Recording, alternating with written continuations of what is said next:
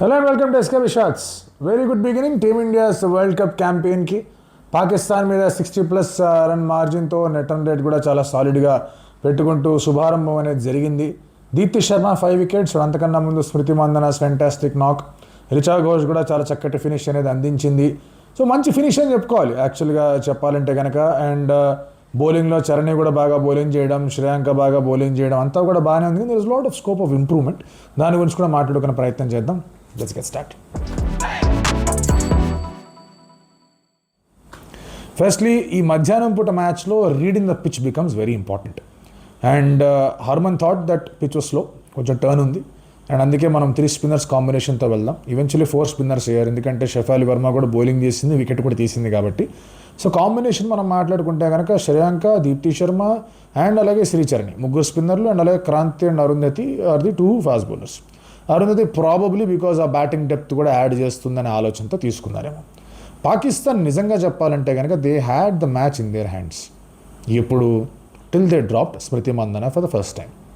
ఎందుకంటే India first batting చేసినప్పుడు షెఫాలి తొందరగా అవుట్ అయిపోయింది, జమీ తొందరగా అవుట్ అయిపోయింది. వాళ్ళిద్దరి దగ్గర నుంచి పెద్ద స్కోర్ ఏం రాలా. And Harman was also starting little slow, pitch కొంచెం టఫ్గా ఉంది బ్యాటింగ్ చేయడానికి, షాట్స్ ఆడడం అంత తేలిగ్గా లేదు. And Smriti was dropped. Smriti 2 సార్లు డ్రాప్ అయింది. అలియా రియాజ్ ఒకసారి డ్రాప్ చేసింది, సారా జబీన్ ఒకసారి డ్రాప్ చేసింది. And Smriti made them pay. And inning space మనం చూసుకుంటే కనుక 9th నుంచి 16th ఓవర్ దాకా, 7th నుంచి 16th ఓవర్ దాకా ఇండియా ఆల్మోస్ట్ కూడా 85-90 రన్స్. బట్ ఒక 5.5 ఓవర్స్ పీరియడ్లో ఇండియా స్కోర్డ్ 60. ఆ 5.5 పీరియడే కన్సాలిడేషన్ పీరియడ్. ఆ 5.5 ఓవర్స్ పీరియడే ఇండియా గెలవడానికి కారణం. ఎందుకంటే అన్ని ఓవర్లు పట్టాయి for Deepti Sharma to inflict that collapse India bowling చేస్తున్నప్పుడు.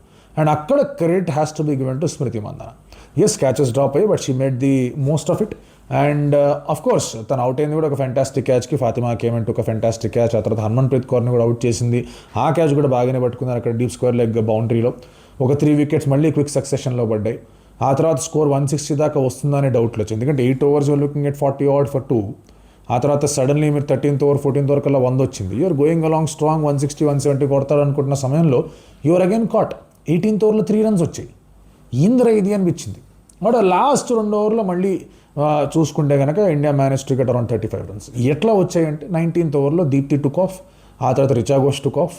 అండ్ లాస్ట్ ఓవర్లో కూడా అఫ్కోర్స్ రిచా ఘోష్ అవుట్ అయిపోయినా కూడా కుట్టే అవుట్ అయింది.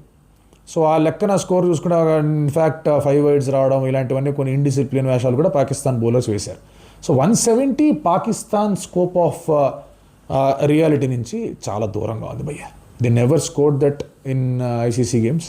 అండ్ 170 చేజ్ అనేది పాకిస్తాన్ కష్టమే. టు బి వెరీ ఆనెస్ట్, ఇండియాకి కూడా కష్టమే, పాకిస్తాన్కి అయితే ఇంకా చాలా కష్టం, గాగరం అని చెప్పుకోవాలి.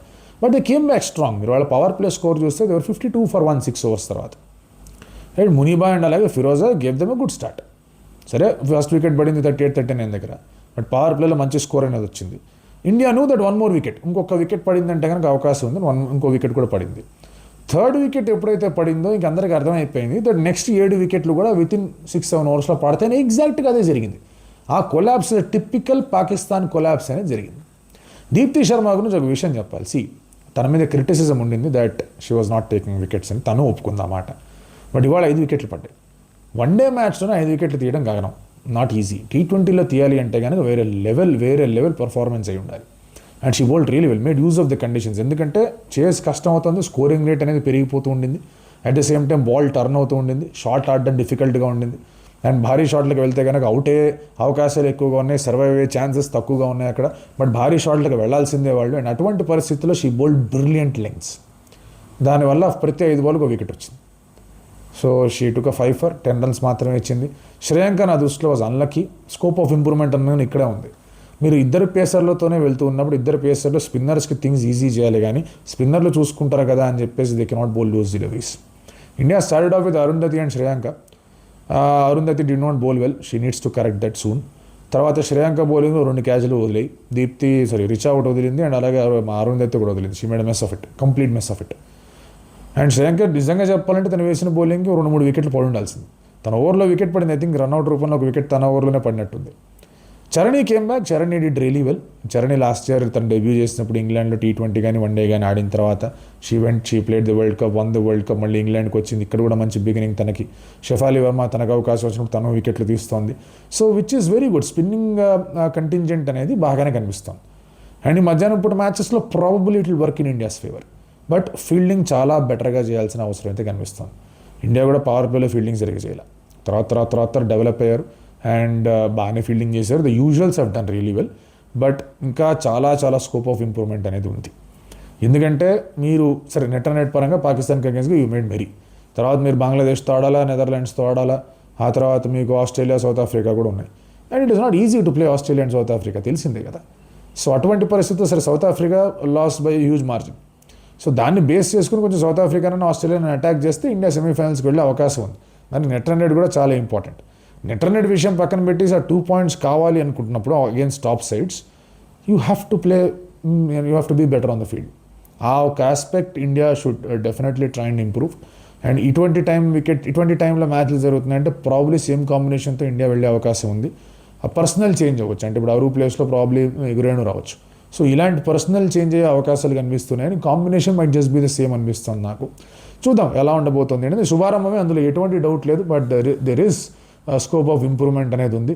అండ్ మొమెంటమ్ అనేది కరెక్ట్ నోట్లో పిక్ అయింది. సో ఇంకొంచెం ఇంప్రూవ్ చేసుకుంటూ వెళ్తే కనుక India will make it to the knockout తర్వాత చూసుకుందాం అప్పటి సంగతి అప్పుడు. So well done to Richa Ghosh. మంచి ఫినిష్ ప్రొవైడ్ చేసింది. ఆ ఫినిష్ లేకుండా ఉంటే కనుక అంత స్కోర్ వచ్చేది కాదు. దీప్తి శర్మ ఆల్రౌండ్ పర్ఫార్మెన్స్ అదిరిపోయింది. ఫ్యాబ్యులస్, మైండ్ బ్లోయింగ్ అసలు. 5 wicket haul. Charani, Shreyanka did their bit. Harman మంచి నాక్. ఇంకొంచెం బెటర్ యాక్సలరేషన్ అనేది అవసరం. But eventually come. Smriti Mandhana was fantastic and overall a very good effort.